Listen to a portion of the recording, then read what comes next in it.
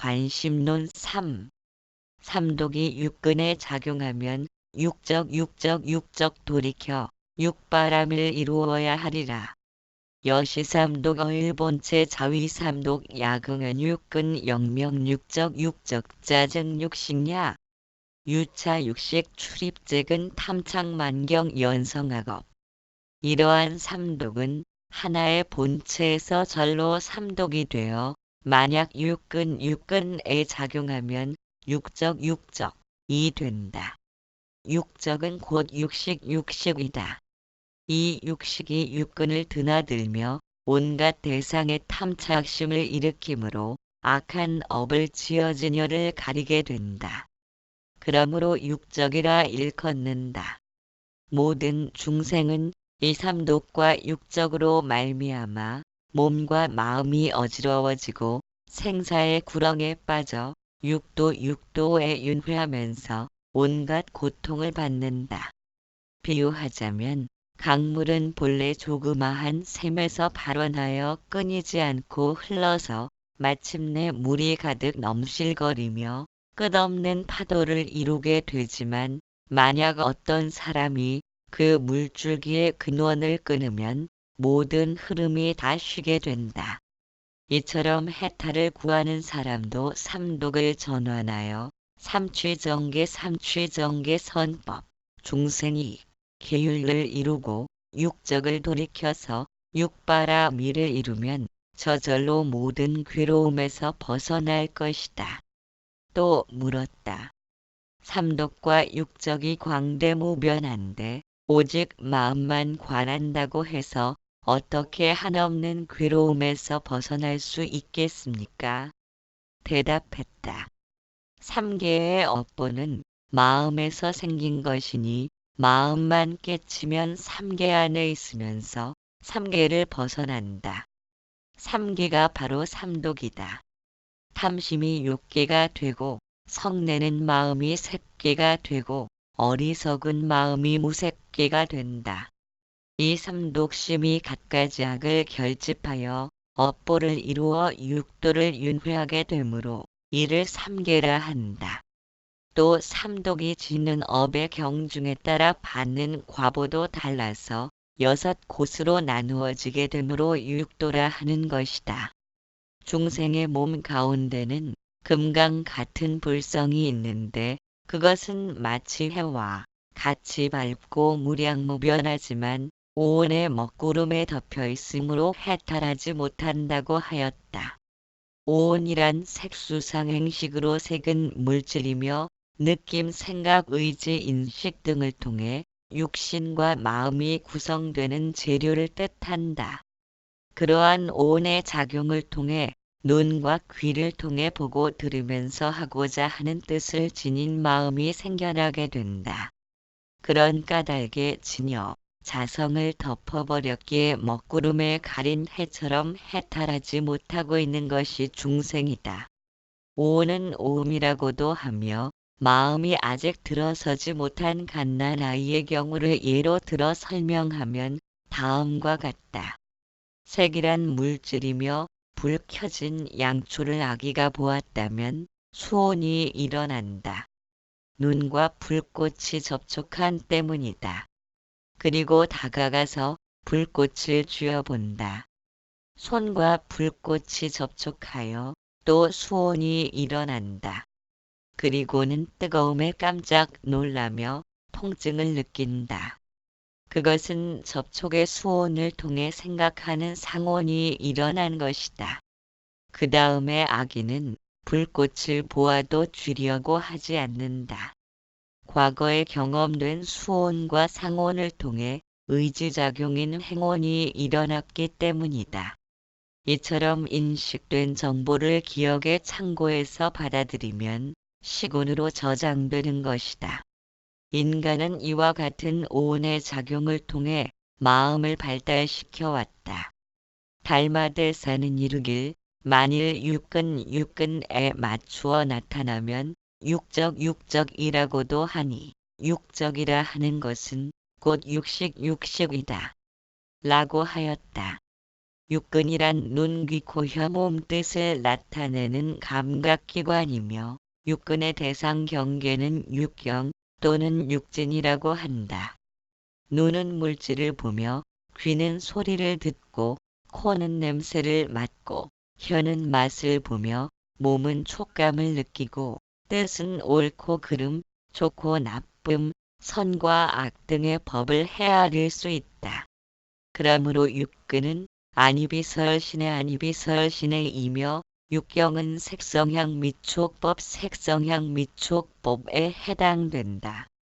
어떤 경에서는 육경을 티끌 번뇌를 일으킨다 하여 육진이라고 하며 육적이라 하기도 한다. 그러나 달마대사는 육적을 육식으로 말하고 있다.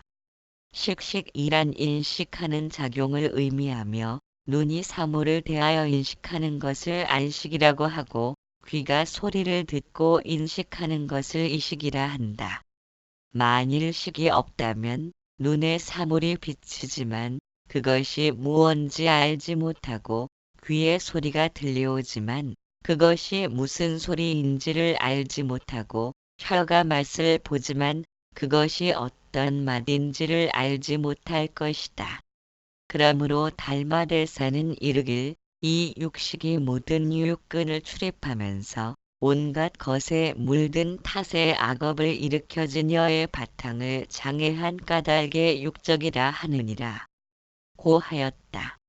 일체 중생은 이 삼독과 육적이 몸과 마음을 어지럽힘으로 인하여 생사에 빠지며 육도지옥 악위축 생술 라인간 천상의 윤회함으로 모든 고통을 받는다고 하였다. 그렇다면 깨달음이란 삼독과 육적으로부터 마음이 산란하지 않은 상태를 의미할 것이다. 그러면 눈 감고 귀 막고 코 막고 혀 닫고 살아야 깨달음이 이루어진다는 말인가? 그것은 인간으로선 불가능한 일이다. 그렇다면 인간에게 궁극적인 완성의 길인 깨달음이란 존재하지 말아야 한다. 누구라도 보고 듣고 촉감을 느끼고 뜻을 일으키는 존재이기 때문이다. 달마대사는 이르길 만일 삼계를 벗어나 해탈을 구하는 사람이 있다면 삼독을 돌려 삼취정계로 삼고 육적을 돌려 육바라 밀로 만들면 삼독과 육적의 뿌리와 근원을 끊는 것이며 그것이 모든 흐름을 전부 끊는 것이며 그럼으로써 모든 고통을 벗어나는 것이라고 하였다. 달마대사는 해가스님에게 삼독의 마음과 육적의 근원을 끊어야 모든 고통에서 벗어나 해탈의 경지를 이룰 것이라고 말씀하고 있다. 해가스님은 달마대사의 제자로서 인가를 받았지만 아직은 불이법에 대한 안목이 열리지 않은 상태일 것이다. 왜냐하면 달마대사에게 앞창에서 질문한 내용이 무명의 마음과 모든 악은 무엇을 뿌리로 삼는 것입니까? 라고 물었기에 악의 실체를 인정하고 있는 까닭이다. 인간은 시곤의 창고라는 말이 있듯이 무궁무진한 과거의 경험이 잠재의식에 쌓여 있다. 아뢰야식이라 불리는 잠재의식에는 알미 없어 직접 기억해낼 수는 없다. 그것을 반무의식이라 불리는 말라식을 통해 연결되고 있다. 그렇기에 우리가 본능적으로 추울 오면 불을 찾아 몸을 덮이고 허기가 지면 음식을 찾아 허기를 달랜다. 마음이 발달하면서 지구는 통째로 인간의 것이 되었다. 지구상에는 무수한 생명체가 살아도 인간처럼 다양한 언어를 사용하는 동물은 없기 때문이다. 그러다 보니 인간과 인간의 대립과 반목이 심화되어 간다. 눈부신 발전을 이룩하게 되면 반드시 그에 대한 부담도 달라붙게 마련이다. 그로 인해 인간은 고통이라는 부담을 안고 살게 되었다. 다른 생명체는 단지 생존을 위한 문제만 해결되면 아무런 고통 없이 지낼 수 있는 반면에 인간은 생존만으로는 만족할 수 없다. 생활을 하고 싶은 것이다. 더 나은 환경과 조건을 찾아서 끊임없이 여기저기를 둘러보고 있다. 인간의 내면에는 이제 휴식이란 말은 찾아보기 힘들 정도가 되었다. 더 나은 무엇을 찾아 끝없이 달려가고 있기 때문이다. 어찌 생각하면 그것은 방황인지도 모른다. 인간이 그토록 무언가를 찾고자 하는 것은 혹시 진여 자성을 잃어버린 허전함으로 잠시도 쉬지 않고 여기저기를 둘러보는 것은 아닐까 하는 생각도 든다. 아무튼 뭔가를 잃어버린 듯 자신의 주변을 높은 벽으로 쌓고 있다. 외로움을 떨치기 위해 여러 사람들과 잠시라도 떨어져 있지 못하고 가족 친지들과의 만남을 통해 고독감에서 벗어나고자 안간힘을 쓴다. 물론 그것을 비난하려는 것은 아니다. 당연히 더 나은 환경과 조건을 찾는 것은 비난받을 일도 아니다. 그러나 문제는 자신이 업으로 나타난 그림자와 같은 존재라는 사실을 이해하지 못하는 데 있다. 인간에게 업력이 존재하지 않는다면 무슨 수를 쓰더라도 지금보다는 월등한 위치를 차지해야 한다. 그리고 그것을 행복이라고 불러도 될 것이다. 그러나 세상은 그처럼 호락호락하지 않다. 자신의 뜻을 이루고자 죽도록 달린다 해도 그것을 성취하는 사람도 있고 성취할 수 없는 사람도 있다. 인간이 물질적인 발전만을 중시하다 보면 결국 제자리 걸음을 하게 된다. 내 세력을 넓히기 위해 상대를 짓밟다 보면 서로 물고 물리는 탓으로 결국 한 걸음도 앞으로 나아가질 못한다. 이것이 마음만 앞서감으로 나타나는 패단일 것이다. 그러나 우리가 도외시하고 있는 문제는 성취되고 안 되고의 문제가 아니라 세상은 질서정연한 법칙에 의해서 움직이고 있다는 사실이다. 그것은 과거생의 마음먹기가 현생에서 드러나고 있으며 현생에서 마음먹은 행위는 고스란히 내생에서 모습을 나타낼 것이다. 그렇다면 현생에서 존재하는 질서란 마치 시계의 부속처럼 서로 연결되어 움직인다는 것이다. 따라서 무언가를 이루고자 의도를 지닌다는 것은 마음만 애타게 할 뿐 별 도움이 되지 못한다.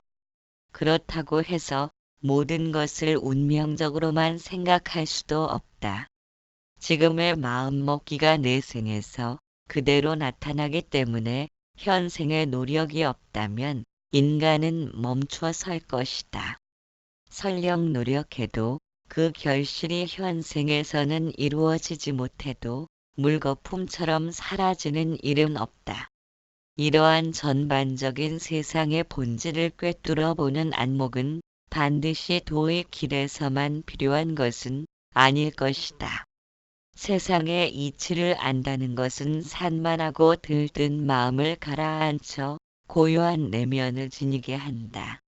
우리의 정신을 보다 성숙하게 만듦으로써 육신을 지닌 인간으로서의 한계를 벗어나 영원히 번뇌를 벗어난 평안을 성취할 것이다. 그것이야말로 인간이라면 누구나 이룩하고 싶은 경지가 아니겠는가. 불성이라는 것은 깨달음이다. 다만 스스로 깨달은 지혜가 분명하여 덮여있던 것을 벗어나면 곧 해탈이라 이름한다고 하였다. 그렇다면 깨달음이란 해탈이며 해탈이란 덮여있던 것에서 벗어남을 의미하는 것이 불성일 것이다. 따라서 불성을 깨닫기 전에는 무언가에 덮여있다는 의미이며 그로 인해서 여러 가지 악업을 짓고 그에 따른 과보로 인해 고통받는 삶이 우리네 삶이라 할 것이다. 우리를 덮고 있는 무언가란 무명이라고 하며 미혹함, 착각 등을 의미한다. 만일 어떤 사람이 남쪽을 북쪽으로 알고 길을 가면서 목적지를 찾고자 하면 그는 미혹에 빠진 것이며 목적지를 찾을 수 없을 것이다. 그러나 자신이 잘못된 길에 들어섰음을 스스로 알기 전에는 미혹함에서 벗어날 수가 없다. 자신이 분명히 맞다고 고집한다면 아무리 옆에서 누군가가 잘못된 길이라고 일러주어도 들으려 하지 않는다. 이것이 무언가에 덮여 있다고 말하는 것이다. 덮여 있던 것에서 벗어나는 것은 자신이 잘못된 길에서 헤매고 있음을 알아차리는 순간이다. 그는 발걸음을 그 즉시 돌릴 것이다. 오랜 시간을 걸어왔지만 그 길의 미련을 남기지 않고 벗어나게 된다. 어떤 사람에게 자신의 모든 것을 바치며 헌신적으로 봉사했는데 그 사람이 자신을 이용 대상으로만 생각하며 모략을 꾸미고 있었음이 발각된다면 그를 더 이상 돌아보지 않게 된다. 한 번 깨진 신뢰의 벽은 좀처럼 회복되기 힘든 까닭이다. 이처럼 우리가 부모 자식처럼 믿고 의지하던 것이 집안의 보물을 훔쳐가는 도적이었음이 판명난다면 우리는 그것을 다른 눈으로 바라볼 것이다. 그것이 마음이다. 마음이라 부르면서 그것에 의해 모든 것을 맡기고 살아왔지만 그로 인해 점점 곤경에 빠져 고통의 늪에서 벗어나지 못하고 있었다면 우리는 마음을 다시 한번 살펴보아야 한다. 그렇기에 불성인 깨달음이란 마음에 덮이고 묶여있던 것에서 벗어난다는 의미를 지니고 있다. 그러면 어째서 마음에서 벗어남을 해탈이라고 하고 깨달음이라고 하며 영원히 번뇌가 소멸된 평안의 경지인 열반이라고 부르는 것인가? 불법의 궁극적인 목적지를 열반이라고 하는데 열반이란 갈구하는 욕망의 불길이 완전히 꺼져버린 상태를 의미한다. 그것이 불법의 궁극적인 완성이며 무수한 사람들이 그 길을 걸었고 극소수의 사람들만이 열반의 경지를 성취할 수 있었다. 마음 없이는 하루도 살기 힘들면서 무엇 때문에 마음을 적대시하고 있는가 하는 문제에 봉착하게 된다. 인간은 마음이 여느 생명체와는 다르게 발달되어 왔다. 아마도 다양한 언어를 구사하면서 마음도 발달되었을 것이다.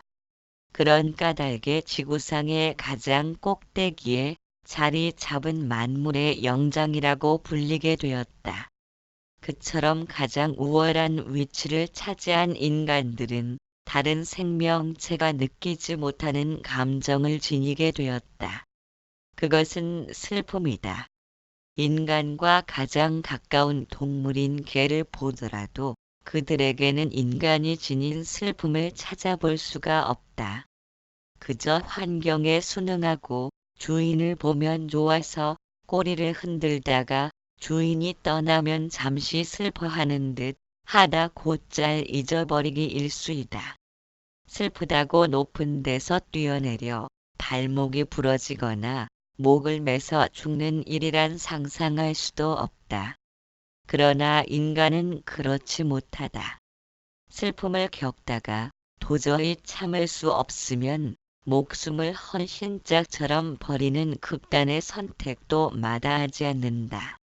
무엇 때문에 인간에게는 그처럼 소중한 육신도 내던질 만큼의 슬픔을 지니게 되었는가? 자신의 목숨도 하찮게 생각할 정도라면 남의 목숨을 경시하는 것은 두 말할 나위도 없다. 이러다 보니 인간의 주변으로는 폭력과 투쟁과 반목이 끊임없이 일어난다. 여러 분야에서 눈부신 발전을 이룩한 인간이 어째서 주변과 화합하고 함께 더불어 사는 공동체를 만들지 못하고 사상과 신념이 다르다는 이유로 서로 등지고 불협화음을 만들고 있는지 살펴볼 일이다. 자꾸 동물들과 비교해서 속으로 언짢을진 몰라도 동물들은 자신들의 영역을 침범하거나 자기가 잡은 먹이를 탐낼 때 그리고 허기를 채워야 할 경우 외에는 싸우려 들지 않는다. 생각하는 바가 다르고 좋아하는 취향이 다르다고 해서 그들을 적대시하지는 않는다. 인간은 주변을 경계해야 하며 잠시도 마음을 놓아서는 도태될 것이란 불안에 눈을 지니게 되었다. 아무 일 없이 잘 지내다가도 옆에 사람이 잘 되는 꼴을 보게 되면 갑자기 초라한 자신을 느끼게 된다. 이제 그는 하루아침에 느닷없이 불행한 것이다. 남에게 뒤떨어지지 않으려면 자신을 채찍질해야 한다. 매사가 이런 식이라면 인간은 쉴 수가 없다. 어딘가를 향해 끝없이 달리면서도 무엇 때문에 달리고 있는지 어디를 향해 가는지도 모른다면 그것은 고통일 것이다. 이러한 패단은 어디로부터 왔으며 이것을 극복하지 못하면 인간은 점점 더 고통의 나락으로 빠져들 뿐이다. 그것이 마음이 발달되면서 나타난 악순환이다. 우리가 남들과 비교하지 않는다면 우리는 행복하지도 않고 불행하지도 않으며 단순히 존재할 뿐이다. 그런데 남들을 바라보게 되면 그제서야 행복과 불행이 고개를 쳐든다. 이와 같이 행복과 불행이 생겨나는 것은 남과의 비교를 통해 생겨나는 허망한 관념인데도 우리는 일생을 통해 행복을 손에 쥐고자 하며 불행을 떨치고자 쉼 없이 달리고 있다. 결국 마음의 노예가 되어 욕망의 사슬에서 벗어나지 못하고 있다. 인간의 고통이 비롯된 것은 매사를 과거와 미래의 것과 비교하면서 좋고 나쁨에 매달리기 때문이다. 좋은 것을 취하려 하고 나쁜 것은 떨치려 하는데 그것이 이루어지면 성취감을 느끼고 이루지 못하면 좌절감을 느끼게 된다. 마음에서 이와 같은 성취감과 좌절감을 오르내리는 것이 고통인 것이다.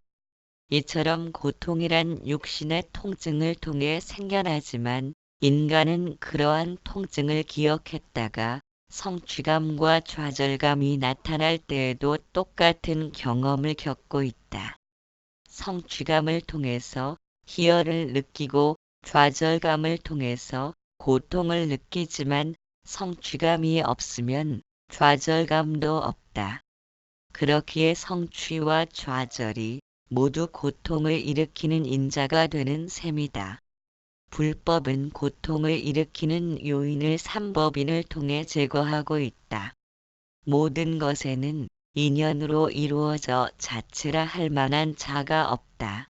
그러므로 모든 것은 매 순간 변해가고 늘 영원히 항상한 것이란 존재하지 않음을 알아야 한다는 것이다.